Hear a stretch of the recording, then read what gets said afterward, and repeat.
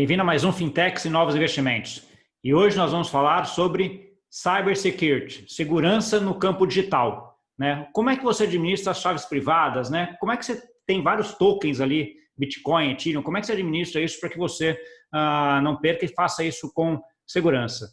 Para isso eu estou aqui hoje com o Daniel Niero, que tem mais de 15 anos aí de experiência na parte de segurança da informação, trabalhou em várias empresas e hoje tem uma empresa focada nisso, a Canary, que faz exatamente isso no Brasil, segurança da informação e privacidade, né? Ampla experiência para ajudar aqui a gente a destrinchar e responder todas essas perguntinhas. Tudo bom, Daniel? Fala, Gustavo, tudo bom? Bom, obrigado, eu fico muito feliz aí de poder falar sobre esses assuntos tão polêmicos que é a segurança, né? Até porque segurança é um assunto polêmico pelo que divide bastante opinião, né? E poder trazer as minhas aí também para confundir mais o pessoal. A gente vai conversar sobre um pouquinho disso aí e ver o que dá. Tá Obrigado ótimo. pela Acho oportunidade. que você já começa com essa introdução aí falando um negócio. Ele não é uma coisa matemática, né, Daniel? Acho que a primeira coisa é isso, né? Você não tem assim, ou está 100% seguro ou está 100% inseguro, né? Tem várias nuances aqui no meio do caminho, né? Então, acho que dá uma primeira introdução para a gente. Como é que você vê essa parte de segurança, principalmente aí no mundo dos tokens, no mundo cripto, né? Que é a principal preocupação é a administração de chave privada, né? Como é que você administra aquela senha de vários tokens ou várias plataformas? Então, Gustavo, assim, quando a gente está falando de segurança, né, a segurança para o mundo de cripto, ela não vai ser muito diferente da segurança padrão que a gente tem. Basicamente, o que você está fazendo é proteção de informação. As mesmas práticas que a gente utiliza para proteger dado corporativo, privado, dado pessoal, a gente também vai utilizar para proteger a senha. O que muda, de fato, é o dado, mas o conceito de segurança é o mesmo, né? E é sempre bom a gente, antes de debater segurança também, é bom a gente alinhar quais as premissas que a gente utiliza para dar opinião sobre o que é seguro ou não, porque cada um utiliza premissas diferentes, né? Onde que nas palavras de um especialista não é que algo é seguro ou não, é o que é recomendável ou não a ser feito. Porque segurança 100% a gente sabe que não existe. Então essa é a primeira coisa que a gente aprende, de que não dá para evitar. Você pode reduzir um risco ao máximo possível, mas a segurança 100% sempre não vai acontecer. E segurança ela depende de contexto, né? E o contexto envolve custo. Então, o que eu sempre falo nas aulas para os alunos, eu pergunto, quanto é que você estaria disposto a pagar para proteger uma nota de $100? Né? Tem gente que são uns loucos ali, que eles estão dispostos a investir o máximo possível, que eles estão discutindo tecnicamente o que pode e o que não pode, sendo que, beleza, vale a pena pagar mais caro para proteger um bem? Então, tudo isso depende, né, de cada caso aí. Então, a gente tem que parar para analisar esse ponto. E quando a gente está falando aí de proteção de chave privada, né, quando a gente está falando desse tipo de coisa, o primeiro conceito que vem à cabeça é o conceito de confidencialidade. Então, que é basicamente que é o que direciona, né, faz o driving dessa implementação de controle, é justamente a confidencialidade, que é o quê? Garantir que somente pessoas autorizadas possam acessar a sua chave. Aí eu não estou discutindo se é só você, se é você mais um amigo, que vocês fazem investimento junto, né, e tudo mais, mas é garantir que somente as pessoas que devem acessar vão acessar aquela chave. E o segundo ponto é a parte de disponibilidade, que é o quê? Que é garantir que aquela chave ou as chaves estejam disponíveis sempre que você precisar acessar. Então não adianta você ter um puta controle de segurança, garantir que somente as pessoas autorizadas possam acessar a chave, se quando você precisa dessa chave ela não está disponível. E quando a gente está falando de disponibilidade de chave, a gente também tem que falar de backup, de cópia. Então a gente fala, beleza, mas eu tenho segurança, eu tenho cópia, mas você também tem que proteger a tua cópia. Né? Então a cópia não pode estar no mesmo lugar da padrão, porque se você pede a chave padrão, a principal, você vai perder a cópia. Então, como é que vai ser esse backup? Vai ser numa cold wallet, ela vai ser numa hot wallet, ela vai estar em outro local físico, ela vai estar na mão de alguém que você confie? Então, esses conceitos eles têm que ser avaliados, né? Então, a ideia é que a gente primeiro entenda o que você quer proteger, qual o valor que tem, quanto essas chaves estão armazenando, elas conseguem movimentar, e o quanto você vai investir de dinheiro em cima disso. Para a gente não cair naquele negócio que eu comentei sobre você gastar, sei lá, $100 para comprar uma hot wallet, um Trezor da vida, um Ledger para proteger $10. Né? Então, tudo isso tem que ser avaliado. Entendi. Você tem que ponderar o quanto você tem, o quanto você quer, qual o risco que você tem ali de perda, com quanto você vai investir em termos de risco, exatamente. De segurança, né? E um ponto que você comentou também, né, é a viability, né? Tem que estar ali disponível, né? À medida que você vai colocando. E aí uma das coisas que tem muita gente que eu sei que usa quando a gente está falando de cripto, principalmente quando está entrando com a administração de vários tokens na rede Ethereum, que é o MetaMask, né? Aqueles aplicativos, o MetaMask é o mais conhecido, deve ter outros, mas uns que eu conheço, mas que são acoplados aí aos browsers, né, já. Então, eles são fáceis de usar, estão bem disponíveis, etc. Tal. Como é que você vê o nível de segurança desse tipo de funcionalidade, né, de carteira digital? Então, quando a gente, uma das coisas que eu sempre falo é que antes de usar qualquer tecnologia, a gente tem que estudar a tecnologia. Então, o padrão é leia o manual, né? Se você está cuidando de uma tecnologia, você está cuidando de um dinheiro, você tem que entender que tipo de segurança aquilo pode prover para você que você consiga decidir se você vai deixar ela ali ou não. Porque é muito fácil você chegar a responsabilizar terceiros pelo seu dinheiro, né? Sendo que grande parte das vulnerabilidades, elas são deixadas pelo próprio usuário. Então, eu sempre falo, a segurança da wallet é a cara do dono, né? Então, assim, falando sobre o MetaMask, né? O MetaMask, ele não teve nenhum grande hacking conhecido a um ponto de falar assim, realmente quebraram, roubaram todas as chaves e tudo mais. Mas toda a segurança da aplicação, ela está muito associada à segurança do usuário. Até a versão 7, por enquanto ali, ele tinha um problema de privacidade, onde ele dispunha a sua chave, né, pública para sites que pudessem fazer requisição ali e saber. Então, dependendo do browser que você está utilizando, se ele tem problemas de privacidade ou não, né, ou issues de privacidade, eles podem acabar associando a essa sua chave pública que ele tinha acesso a todos os trackings e coisas que você faz na internet. Isso não deixa de ser perigoso, porque você está deixando assim rastros enquanto você navega, né? E às vezes ela está ali em cima, está logada, está funcionando, e ela também acaba sendo suscetível à parte de phishing, né, de alguns atacantes, alguns sites colocarem scripts que conseguem identificar que você está com o MetaMask instalado e fazer ataques em cima da sua wallet. Mas sempre, obviamente, precisa de um desconhecimento do usuário em cima disso. Ele é sempre... Não existe nada que o usuário parado dormindo acordou sem os Ethers lá, né? Enfim, as moedinhas lá. Mas é assim... E aí é um pouco... Daniel, um pouco essa preocupação que você está colocando assim, é um pouco da junção de não adianta você ter um sistema todo seguro se você tem um ponto fraco que é o usuário que não clica em qualquer e-mail, usa o computador em qualquer Wi-Fi, esse tipo de coisa que acaba deixando, por mais seguro que você seja a plataforma, acaba expondo essas informações dele, né? Perfeito. Então, o grande elo, e é um clichê que continua difícil de refutar, é que o grande problema da segurança é, de fato, o usuário. Hoje em dia é mais fácil você atacar o usuário do que de você, de fato, atacar a tecnologia. A tecnologia aumentou muito, soluções de criptografia, transferência de dados, transmissão. Hoje em dia, a criptografia faz parte da vida de todo mundo, né? Querendo a pessoa ou não. E ela não precisa entender de criptografia para saber usar. Você mesmo compra um MacBook hoje, por exemplo, compra um Windows, ele já vem. É só apertar um botão e está criptografado o seu disco. E você precisa fazer zero gestão de chave, né? Mas continua sendo, de fato, usuário. Até as pessoas brincam comigo e perguntam, né? Se você tivesse que invadir um telefone hoje, o que você fazia? Eu falei, vou roubar o telefone da pessoa. Por que eu vou tentar invadir o telefone da pessoa remoto, né? Porque a gente faz teste, enfim, e tudo mais. O que você faz? Eu roubo o telefone dela e, se deixar, ainda ajuda a procurar, né? Porque a coisa mais fácil que tem é você ter acesso ao dispositivo físico e não ter aquela trabalheira técnica de fazer as coisas, né? Então, o ataque às pessoas continua sendo muito, muito grande e cada vez mais focado em enganar a pessoa para conseguir dados que ela tem. Então, voltando rapidinho só ao MetaMask, ele faz um backup em disco, né? Ele faz armazenamento, porque a gente sabe lá que as moedas, as criptos, elas não ficam no MetaMask. Ele faz a gestão da chave local. Ele armazena isso dentro do disco, né? Que é uma vulnerabilidade. Então, você também tem que proteger a máquina que está instalada no MetaMask. Então, você também considera que ele também tem uma comunidade de código aberto, que está sempre atualizando o conteúdo, né? Então, tudo isso você tem que levar em consideração para decidir se uma solução é segura ou não. Tá bom. E no caso do MetaMask específico, independe de qual browser você está usando ou tem um browser melhor que outro em relação a isso, né? Então, existe sim diferença de browsers, tá? Quando a gente fala em segurança de browser, a gente tem que avaliar algumas práticas para decidir se um browser ele é mais seguro do que outro ou mais recomendável ou não. Que basicamente é um conceito que a gente chama de design de segurança, ou seja, as features de segurança do browser elas têm que estar integradas dentro do próprio browser, ou seja, eu não tenho que instalar um plugin separado para fazer uma função que o browser deveria fazer.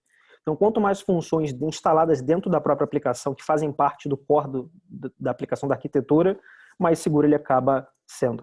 A outra é a parte de você conseguir configurar essas opções. Não adianta você ter um monte de controles de segurança se você não pode configurar nenhum, customizar nenhum de acordo com o seu contexto, né? Como, por exemplo, eu não aceito conexões, ou meu browser vai fazer conexões em sites que não tem HTTPS. E não pode, enfim, está bloqueado na configuração lá. Então, quanto mais um browser permite que você faça essas customizações, também aumenta o nível de segurança dele, né? O outro é saber quem está por trás disso. O time está sempre fazendo update, não está? Saber se tem updates regulares de segurança, né? E o tempo de resposta que esse time faz, do dia que sai uma vulnerabilidade até o dia que sai uma atualização. O outro seria a parte de privacidade, né? Um exemplo, por que eu estou falando sobre isso, né? O Chrome. O Chrome ele é um dos caras mais seguros que existem, mas ele não é tão privado assim, porque ele permite que o Google faça completamente o tracking, mesmo que anônimo, de tudo que você faz. Então você tem que instalar um monte de coisa no Chrome para garantir que você não seja de fato rastreado, diferente de um DuckDuckGo da vida ou de um Firefox, né? Então a usabilidade também é um outro ponto que é importante, como eu tinha dito. A usabilidade seria o design, seria a aplicação em si, a facilidade de utilizar o browser, porque opções de segurança ela tem que estar disponíveis para os usuários.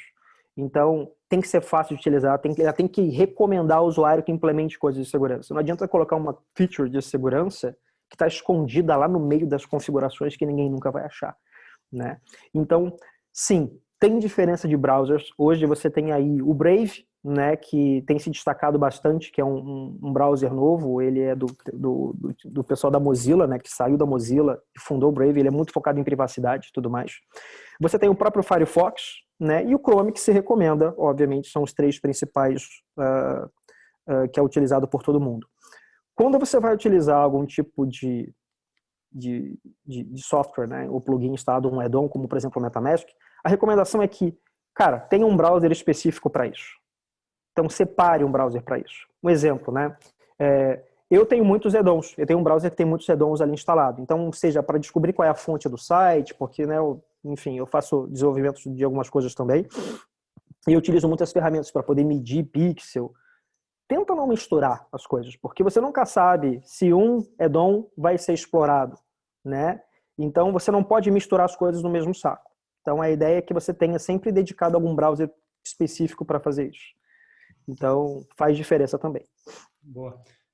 Uma outra coisa que a gente está entrando um pouco na coisa mais de mobilidade agora, saindo um pouquinho de DeFi, de MetaMask, tá as carteiras para celular, né, para telefone celular. Existe alguma que seja nominadamente mais segura, melhor que outra, ou não? Tem várias, aí depende um pouco do usuário também. Então, eu sou do tipo que eu não gosto muito de ficar recomendando carteiras, porque é o tipo de recomendação que você faz hoje, ela é invadida amanhã e você é culpado por tudo que todo mundo perdeu, né? Então, o que eu disse, você tem sempre que avaliar os conceitos de segurança e o quanto você quer perder, o quanto você está disposto a perder. Tá. E voltando no ponto aqui, quando a gente está falando do celular, é a mesma ideia do MetaMask da coisa, são as mesmas coisas que em tese você tem que olhar, né? Se ela armazena a chave privada no celular, esse tipo de coisa. Né? Exatamente. Só que, por exemplo, é mais fácil você perder uma chave no teu celular porque você transporta para cima e para baixo o teu telefone. O teu computador não. Né? Então você tem que entender qual é o contexto que você está inserido. Beleza, você vai colocar realmente 1 milhão de euros em uma wallet que tua chave privada está dentro do seu telefone e você vai sair para beber à noite? Você pode ser assaltado, pode ter algum problema e você não tem o backup da chave. Então, às vezes o que eu falo, a culpa não é da aplicação. A gente não pode culpar as aplicações por um problema de pessoas.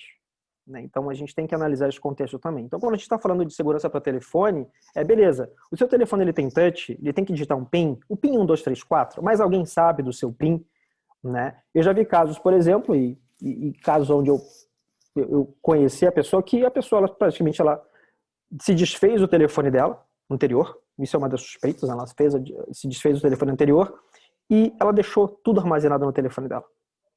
E aí ela, inclusive, a parte de segundo fator de autenticação, né, de outros dispositivos de alt, e ela teve uma perda considerável de bitcoins lá. Estima-se ou imagina-se que tenha sido por esse tipo de coisa, né?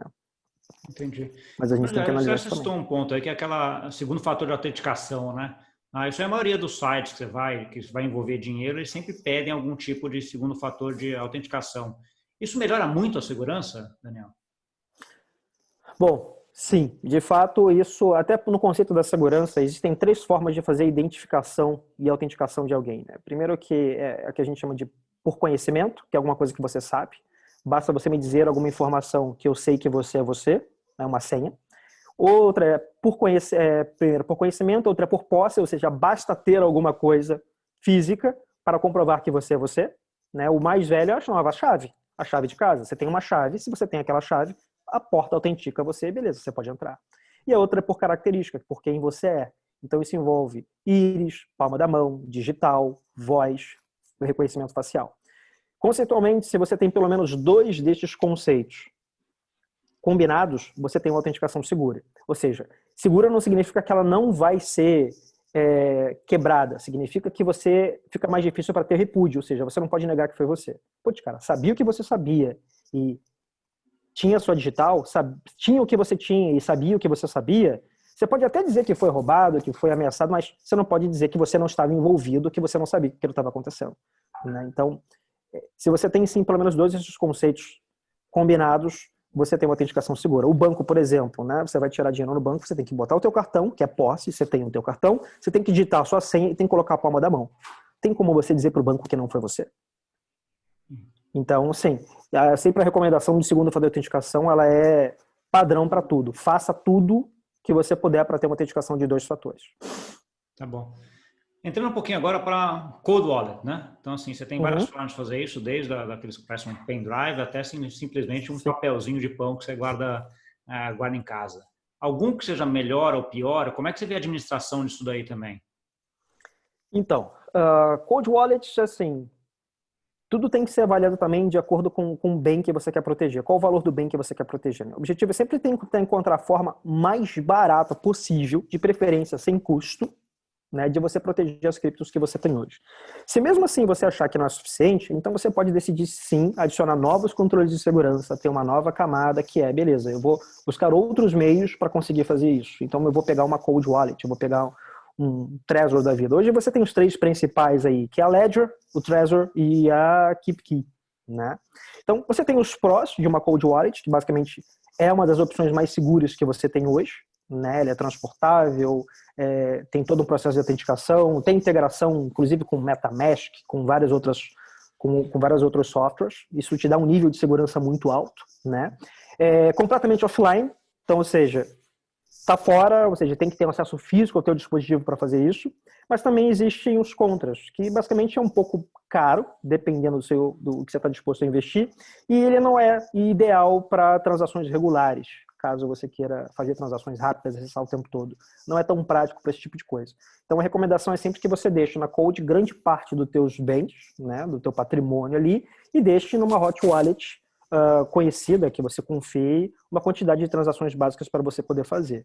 Mas sim, a recomendação é sempre deixar offline qualquer tipo de armazenamento de cripto que você tem. Tá bom. Outro ponto também que sempre vem à tona são as exchanges, né, Daniel? Tem muita gente que acaba comprando via exchanges, que é a porta de entrada aí de quase todo mundo, e deixa lá seus tokens, as suas criptos na exchange, e a exchange acaba administrando aí as chaves privadas de todo mundo, né? Eu sei que esse tema é um tema muito polêmico e muita gente até conversa, porque já teve assim vários hackings de várias exchanges aí, a história mostra algumas. Como é que você vê isso hoje em dia, né? A gente tem hoje exchanges que são gigantes, né? Que certamente tem muita gente que acaba deixando armazenado esses bitcoins e acaba sendo um pouco naquele de segurança que a gente fala, que é o pote de ouro, né? Quando o pote de ouro é muito grande, né, você acaba também puxando mais gente aí para tentar pegar esse pote de ouro, né? Como é que você vê essa coisa de deixar tokens dentro das exchanges? Então, a gente sabe, né, Gustavo, que reputação é essencial nesse mercado de cripto, né? Então, já ficou claro para todo mundo que não basta você dizer que você é seguro, você tem que ter alguma forma de provar o que você está dizendo, né? O nível de segurança das exchanges, ela evoluiu muito na última década. Então, você comentou, teve gente que já teve hacking. Cara, meus primeiros bitcoins perdidos foram na Mt. Gox, né? Então, estava super barato, mas eu perdi uma quantidade considerável de bitcoins ali. E a segunda foi na Phoenix. Eu também perdi Bitcoin na Phoenix num hacking que teve, onde eles demoraram para pagar o pessoal, pagaram metade em cripto, né, em Bitcoin, e pagaram a outra metade em share. Então, isso aconteceu. Então, ou seja, a gente teve muitos aprendizados, né, com erros dos outros e de usuários que também passaram a cobrar mais transparência das exchanges. Hoje, as coisas mudaram um pouco. Continua sendo não recomendável você terceirizar os seus Bitcoins com os outros, né? Só que hoje em dia que eu falo, a não ser que as outras pessoas que estejam fazendo a custódia entendam mais de segurança do que você. Né? É melhor deixar com alguém que não entende, que entende pouco do que deixar com alguém que não entende nada. O próprio Zhao, que é o CEO da Binance, ele fala que é mais seguro você deixar bitcoins numa exchange do que guardar consigo mesmo. Ele mesmo fala isso. Né? Então, há uma série de exchanges hoje, como moedas fiduciárias, que elas são regulamentadas já, dependendo do país que elas estão. Você pode pegar a própria Coinbase, você tem a Singapura, a US, você tem a Jersey, eles têm regulamentação local. Então, ou seja, existe alguém vigiando essas exchanges. Isso faz com que, para que elas se mantenham operando, elas tenham que seguir níveis rigorosos de segurança. Isso também acaba trazendo mais segurança para os usuários, mais reputação para a exchange. Então, sim, né, dependendo do caso, pode ser mais seguro deixar na exchange do que deixar com você mesmo. Mas aí tem que avaliar o contexto.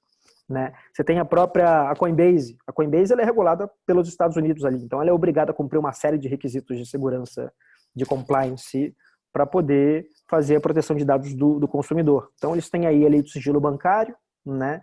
que exige que eles verifiquem as identidades dos clientes. Você não consegue comprar hoje Bitcoin na Coinbase se você não verificar a sua identidade lá. Eles também têm a parte do Patriot, que eles têm que designar alguém específico para cuidar de compliance e garantir que o compliance está sendo atendido. Eles têm que provar que eles estão fazendo conforme está escrito. Então, isso acaba trazendo mais segurança para as pessoas também, né? Então, isso não mata a primeira. É um pouco desse... o que você está falando é um pouco que eu vejo também, é um desenvolvimento do mercado, né? Então, assim, quando começou aquilo lá, era ali aquela meia dúzia de pessoas que estavam montando um negócio meio que ali rápido para fazer, e às vezes acabava deixando alguns buracos, que foram acontecendo várias coisas, né? Recentemente aí, você já é bem mais difícil, escuta muito menos casos, principalmente nessas que já estão grandes, né? Então, assim, elas já investiram, já tem um diretor de compliance, já tem alguém cuidando de compliance, alguém cuidando de segurança, alguém não, times, né, cuidando disso, e que acaba daí ficando um negócio bem mais tranquilo e seguro, né? Que é um pouco o que você tá colocando aí, Daniel.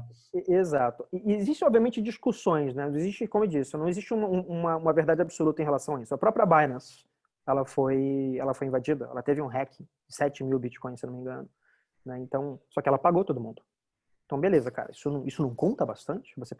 Você confiar os teus bens a uma empresa que ela pode te pagar caso ela tenha uma invasão. Realmente, a invasão, ela comprometeu, se não me engano, o segundo que eles colocaram foi 2% de toda a custódia que eles tinham, né? Mas basicamente foi uma quantidade considerável que foi pago de volta. Pô, isso não conta?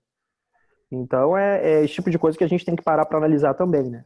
Então, hoje já está mudando essa percepção. Então, as grandes já estão investindo, não é pouco dinheiro, estão investindo milhões de dólares em segurança. O que está ficando mais difícil até para os hackers fazerem isso. Tanto que a quantidade de ataques, ela aumenta, sim, mas em cima dos usuários e não da exchange. Entendi. E aí vai aquele ponto que você falou que você também tem que cuidar e ver como é que você administra isso. Tá bom. Daniel, tem uma coisa que está acontecendo no mundo cripto que a gente vem acompanhando muito, eu tenho acompanhado muito, que é esse movimento aí de DeFi, né? Então, assim, várias plataformas, vários experimentos, eu diria aí, estão acontecendo no que eles chamam de money legos até, né? Que eles vão meio que encaixando um protocolo em cima do outro e tal. Né? Isso aí, em termos de segurança, eu imagino que seja um negócio bem complexo, né? Porque aí você não é um protocolo ou uma cripto. Como está tendo muita interligação, eu imagino que seja uma coisa bem mais difícil e bem mais complexa, porque à medida que você está falando de Legos, da forma como eu vejo Legos, né, você está montando, você tirou um aqui de baixo, deu errado, a casa cai inteira. É uma coisa que você tem acompanhado? É uma coisa que você está vendo?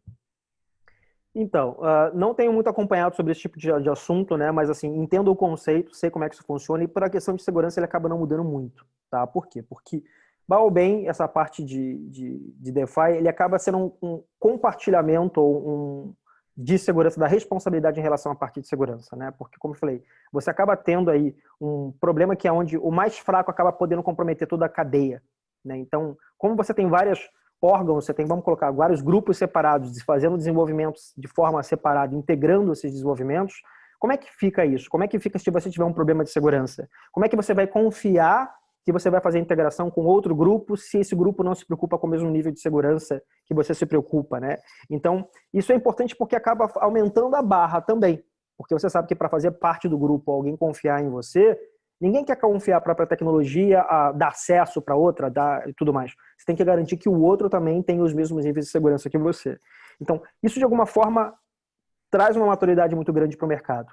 Eu não dizer que é seguro, mas ainda vai ter bastante, acredito que tenha bastante problema ainda para poder ensinar o pessoal como deve agir, né?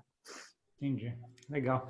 Não, estamos chegando no final aqui, eu tenho mais ou menos um tempo ali que eu marco e tal. Eu queria que uma coisa mais, uma ideia prática agora, né? Perguntar para você assim, se você ou alguma pessoa que tenha, sei lá, 20% do patrimônio dela hoje em cripto, como é que você colocaria, dividiria isso entre hot wallet, cold wallet, etc. Como é que você aconselharia essa pessoa? Que pontos ela deveria olhar para ter essa divisão? Bom, então, é um tipo de pergunta bem complexa, porque a gente não pode agir isso com porcentagem, né? Quando a gente fala de 20%, vamos considerar que a pessoa tem um patrimônio considerável desses 20%. É o seguinte, coloca o mínimo possível que você consegue perder em hot wallet para você poder fazer transações, seja operar nas exchanges, operar futuro, compra-venda e tudo mais, e guarda grande parte desse dinheiro em cold wallets. Seria recomendável também que você possa, dependendo do caso, dividir um pouco a parte do que está em cold em vários codes diferentes, né? Não colocar tudo num lugar só, até para você não comprometer. Às vezes o pessoal fala, se você ganhasse na Mega Sena, o que você faria? Eu falei, cara, a primeira coisa é dividir isso em pelo menos 3 bancos diferentes, né? Então isso exigiria de você muito mais disciplina para poder lidar com esse tipo de segurança, que seriam mais, sei lá, 3, 4 cold wallets para você proteger.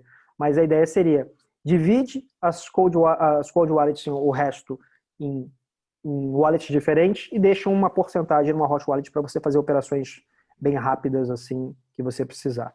Mas sempre do disposto que você pode perder, né? Óbvio. Entendi. E aí você entra um pouco naquela ideia de diversificação de que é mercado financeiro de modo geral, né? Não coloca todos os ovos no mesmo lugar que Exatamente. a cesta cai e Exato. quebra todos os ovos, né? Então divide em várias. Exatamente.